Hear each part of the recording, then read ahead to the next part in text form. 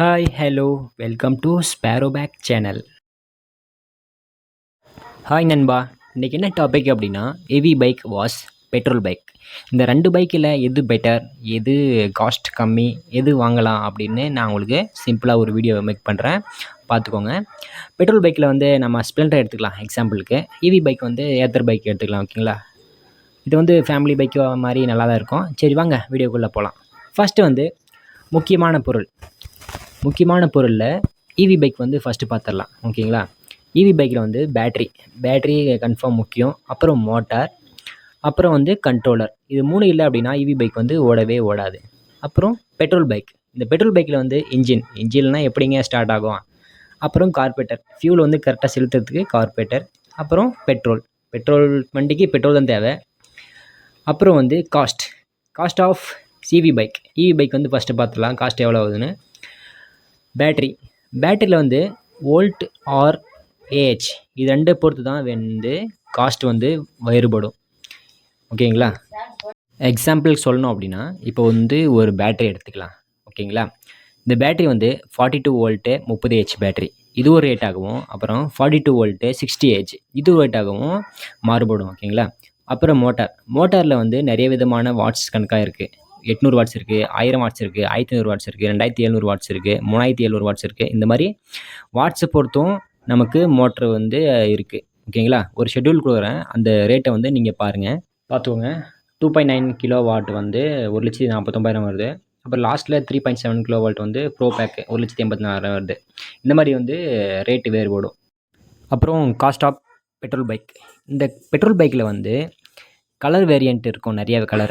அந்த கலரு பொறுத்தும் ரேட்டு வந்து மாறுபடும், ஓகேங்களா. அப்புறம் எக்ஸ்ஷோரூம் ப்ரைஸ், ஒவ்வொரு ஷோரூம்லேயும் வந்து ஒவ்வொரு ரேட்டு வந்து ஃபிக்ஸ் பண்ணியிருப்பாங்க. அப்புறம் வந்து இன்சூரன்ஸ் அமௌண்ட்டு எல்லாமே ஒன்றா தான் இருக்கும். அப்புறம் வந்து ஆர்டிஓ ரேட்டு, ஓகேங்களா. இதோட ரேட்டும் வந்து நான் உங்களுக்கு ஷோ பண்ணுறேன், இதோட ரேட்டும் நீங்கள் வந்து பார்த்துக்கோங்க. அப்புறம் பைக்கோட ஸ்பீடு பார்த்துடலாம். ஃபஸ்ட்டு வந்து இவி பைக்கோட ஸ்பீடு எவ்வளோ இருக்குது அப்படின்னு நம்ம பார்த்துடலாமா. பேட்டரியில் வந்து 48 வோல்ட்டு, அப்புறம் 60 வோல்ட்டு, அப்புறம் 72 வோல்ட்டு, இப்படி தனித்தனியாக வோல்ட்டு இருக்குது. அப்புறம் வந்து 30 AH, 60 AH, அப்புறம் 42 AH, இந்த மாதிரி வந்து இருக்குது. வோல்ட்டு வந்து அதோடய ஸ்பீடை குறிக்கும், ஏஹெச் வந்து அதோடைய மைலேஜை குறிக்கும், ஓகேங்களா. இப்படி தான் வந்து கால்குலேட் பண்ணுவாங்க. நான் உங்களுக்கு ஷார்ட் வீடியோவில் வந்து தெளிவாக போடுறேன். அடுத்தது பெட்ரோல் பைக்கோட ஸ்பீடை வந்து செக் பண்ணிடலாம், ஓகேங்களா. அப்புறம் அதுக்கு முன்னாடி வந்து இதோடைய ஸ்பெசிஃபிகேஷன்லாம் பார்த்துடலாம். இது வந்து ஒரு 100cc பைக்கு. மேக்ஸிமம் பவர் வந்து 7.91 பிபிஹெச். அப்புறம் மேக்ஸிமம் டார்க் வந்து 8.34 நியூட்டன் மீட்டர். அப்புறம் ஆர்பிஎம் வந்து ஒரு 8000 ஆர்பிஎம்மு. இதோடைய ஸ்பீடு வந்து எவ்வளோ இருக்கும் அப்படின்னா ஒரு 80லேருந்து 85 அப்படி இருக்கும், ஓகேங்களா. அடுத்து இவி பைக்கோட மைலேஜ் வந்து எவ்வளோன்னு பார்த்துடலாம். இது வந்து ஏஹெச்சை பொறுத்து தான் இருக்கும், ஓகேங்களா. எக்ஸாம்பிள் சொல்லணும் அப்படின்னா ஒரு 42 வோல்ட்டு 30 ஏஹெச் பேட்டரி இருக்குது அப்படின்னா ஒரு 60 கிலோமீட்ரு வரைக்கும் போகலாம், ஓகேங்களா. இதுவே 42 வோல்ட்டு ஒரு 60 ஏஹெச் பேட்டரி அப்படின்னா ஒரு 70 கிலோமீட்டர் அப்படி போகலாம், ஓகேங்களா. ஒவ்வொரு ஏஹெச்சுக்கும் தனித்தனியான ஸ்பீடு வந்து இன்க்ரீஸ் ஆகிட்டே இருக்கும். அப்புறம் பெட்ரோல் பைக்கோட மைலேஜ் பார்த்துடலாம். ஸ்ப்ளெண்டருக்கு வந்து சொல்லவே தேவையில்ல, 1 லிட்டருக்கு வந்து ஒரு 65ஆவது கொடுத்துரும், ஓகேங்களா. 65 70ஆவது கொடுத்துரும். நமக்கு வந்து எக்ஸாம்பிளுக்கு வந்து ஒரு 65 வச்சுக்கலாம். இந்த ரெண்டு பைக்கில் எது பெஸ்ட்டு அப்படின்னு பார்த்துருப்பீங்க. எக்ஸாம்பிள் சொல்லணும் அப்படின்னா இவி பைக்கு வாங்கினீங்க அப்படின்னா சர்வீஸ் காஸ்ட் வந்து பெருசாக தான் இருக்கும், அதோடைய பட்ஜெட்டும் பெருசாக தான் இருக்கும். எக்ஸாம்பிள் சொல்லணும் அப்படின்னா பேட்டரியோட அமௌண்ட் வந்து ஒரு 42 வோல்ட்டு 30H பேட்டரி வந்து 30,000 இருக்கும். இதுவே ஒரு மோட்ரு வாங்கினீங்க அப்படின்னா 1500 வாட்ஸ் மோட்ரு வாங்கினீங்க அப்படின்னா 60 வோல்ட்டில் ஒரு 16,000 ரூபாய் இருக்கும். இதுவே ஒரு கண்ட்ரோல் வாங்கினீங்க அப்படின்னா ஒரு 6,000 ரூபாய் இருக்கும். பார்த்தீங்களா, இதில் ஏதாவது ஒரு ஃபால்ட் ஏற்பட்டுச்சு அப்படின்னா பெருசாக செலவு வைக்கும், ஓகேங்களா, இவி பைக்கு.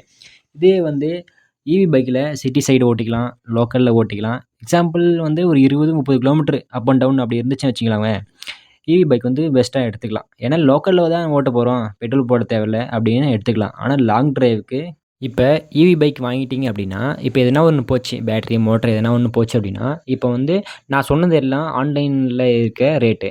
ஆனால் நீங்கள் வந்து ஷோரூமுக்கு தான் எடுத்துகிட்டு போவீங்க. ஷோரூமில் வந்துட்டு சும்மா சொல்லணும், இந்த படத்தில் பார்க்குற மாதிரி தான் இருக்கும் அவங்களோட ரேட்டு ஃபுல்லாக. பெட்ரோல் பைக்கில் வந்து பெட்ரோல் இருந்தால் போதும், அது எவ்வளோ தூரம் வச்சாலும் போயிட்டே இருக்கலாம். சர்வீஸ் காஸ்ட் வந்து ஒரு 3000 கிலோமீட்டருக்கு வந்து ஆயில் சேஞ்ச் பண்ணுற மாதிரி இருக்கும். பிரேக் ஷூ வந்து அப்பப்போ சேஞ்ச் பண்ணுற மாதிரி இருக்கும். ஒரு 10,000 கிலோமீட்டருக்கு ஒரு டைம் வந்து ஒரு இன்ஜின் சர்வீஸு. அது வந்து எவ்வளோ காஸ்ட் ஆகும் அப்படின்னா, ஆயிலுக்கு ஒரு ரூ. 400, பிரேக் ஷூக்கு ஒரு 250, ஒரு 500 ஆயிரும். அப்புறம் அந்த 10,000 கிலோமீட்டருக்கு ஒரு சர்வீஸ் அப்படின்னா ஒரு 2000, 3000 அவ்வளோதான். இது 2த்துலயும் எது பெஸ்ட்டு அப்படின்னு நீங்க சூஸ் பண்றது தான். ஆனா நான் எப்படின்னா, இது 2த்துலயும் எது சூஸ் பண்ணுவோம் அப்படின்னா, பெட்ரோல் பைக்கு தான். ஏன்னா இதுதான் லாங் டிரைவ் போலாம்.